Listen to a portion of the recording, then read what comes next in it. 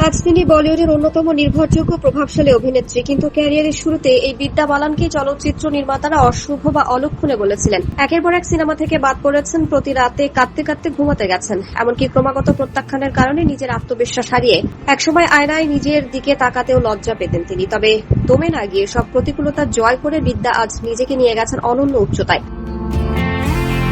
খুব অল্প বয়সে জনপ্রিয় টিভি শো হাম ৫-এর মাধ্যমে অভিনয়ে পা রাখলেও চলচ্চিত্রে বিদ্যার শুরুর পথটা মোটেও সহজ ছিল না। ক্যারিয়ারের শুরুতে টানা ১৩টি প্রজেক্ট থেকে বাদ পড়েছিলেন তিনি। এক সাক্ষাৎকারে বিদ্যা জানান, ক্যারিয়ারের শুরুতে একটি বিজ্ঞাপনের শুটিংয়ের জন্য দক্ষিণে গিয়েছিলেন তিনি। সেখানে মালায়ালাম সিনেমার সুপারস্টার মোহনলালের চাকরাম ছবির জন্য অডিশন দিয়ে নির্বাচিত হন, কিন্তু দুর্ভাগ্যবশত সেই ছবিটি মাঝপথে বন্ধ হয়ে যায়।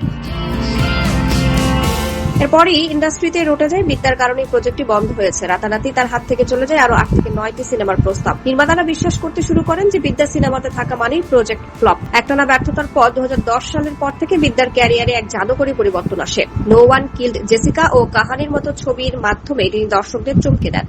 তবে ২০১১ সালে মুক্তি পাওয়া দ্য ডার্টি পিকচার তার পুরো ভাবমূর্তি বদলে দেয়। সিল্ক স্মিথার জীবনের উপর ভিত্তি করে নির্মিত এই ছবিটি বক্স অফিসে ঝড় তোলে। এই সাফল্যের পর বিদ্যা প্রমাণ করেন যে কোনো নায়ক ছাড়াই তিনি একাই একটি পুরো সিনেমা টেনে নিয়ে যেতে পারেন। পরবর্তীতে তুমহারি সুলু, শকুন্তলা দেবী ও শেরনির মতো চলচ্চিত্রে নিজের দুর্দান্ত অভিনয় দক্ষতা দেখিয়েছেন বিদ্যা। এমনকি ২০২৪ সালে মুক্তি পাওয়া ব্লকবাস্টার ছবি ভুলভুলাইয়া ৩-তেও কার্তিক আরিয়ান ও মাধুরী দীক্ষিতের সাথে কাঁধ মিলিয়ে দারুণ সাফল্য পান তিনি।